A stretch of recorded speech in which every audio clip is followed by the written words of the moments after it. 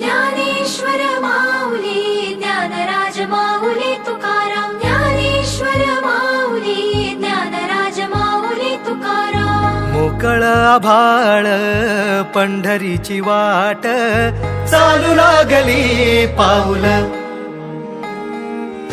नाम गोड ओठी माऊली माऊली अंतरी भेटीची चाहुल मोकळ आभाळ पंढरीची वाट